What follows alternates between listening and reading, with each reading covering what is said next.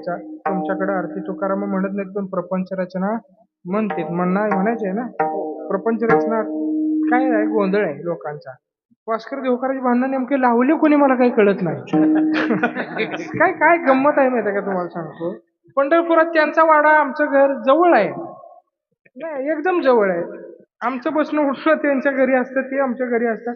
मग खाली तुम्ही नेमकं भांडताय कशासाठी मला काही गमकच कळलं नाही.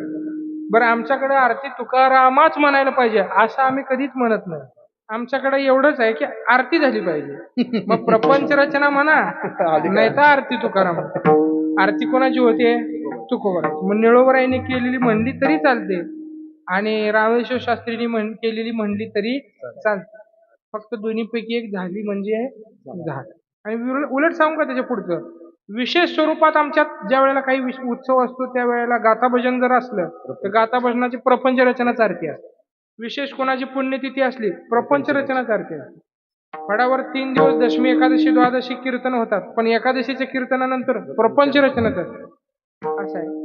मग दोन्ही का म्हणतात तर दोन्हीचं उजळणी व्हावी म्हणून म्हणलेत असतील काय असतील. पण प्रपंच रचना आमच्याकडे चालत नाही असा काही भाग नाही. ते पहिल्यांदा लक्षात घ्या. मी जाईल तिथं जिथं वास्कर महाराजांच्या फडावरची लोक दिसतील का तिथंही काही मंडळी आहेत, नाही असं नाही, म्हणून करता सांगितलं. काही त्यात एवढं विशेष गोंधळ नाही. त्यांचा बांध आमचा बांध काय रेटलेला नाही कुठं. काही संबंधच नाही. त्यांची शेती नदीच्या पलीकडं, आमची शेती नदीच्या इकडं, काही संबंध आहे का जवळ असायचा? काही नाही. काही भांडणं नाही तर काही नाही. कोणतरी मधल्यानं घोळ घातला एवढं लक्षात. आम्ही नो. तुम्ही नाही हो. तुम्ही नाही, तुम्ही मधले नाही. तुम्ही एक अजून स्वतंत्र मध्ये तसं काय मधले म्हणजे कोणीतरी असे पंढरीतले हो, असं आहे. अशा पद्धतीमध्ये गोंधळ आहे. कसं आहे, त्यांच्याकडे सुंदरते ध्यान अभंग म्हणतात, आमच्याकडे रूप. आता त्यात गमक सांगतो. आजरेकर, दोंडपण दादा, गंगू काका शिरवळकर, नामदास या 4 ठिकाणी विनेकरी सुद्धा रूप पाहताच म्हणतो आणि कीर्तनकार सुद्धा रूप पाहता म्हणतो. वास्करांकडे विनेकरी सुद्धा सुंदर ध्यान म्हणतो आणि कीर्तनकार सुद्धा सुंदर ध्यान म्हणतो. आमच्याकडे विनेकरी सुंदर ध्यान आणि कीर्तनकार रूप पाहता. दोन्ही धरले आम्ही. त्यामुळे तुम्ही दोघांनी बी आम्हाला सोडणार.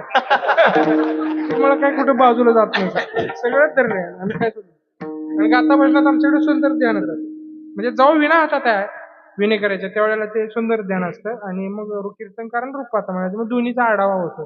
नाही असं नाही. असो अशा बऱ्याचशा काही गोष्टी आहेत.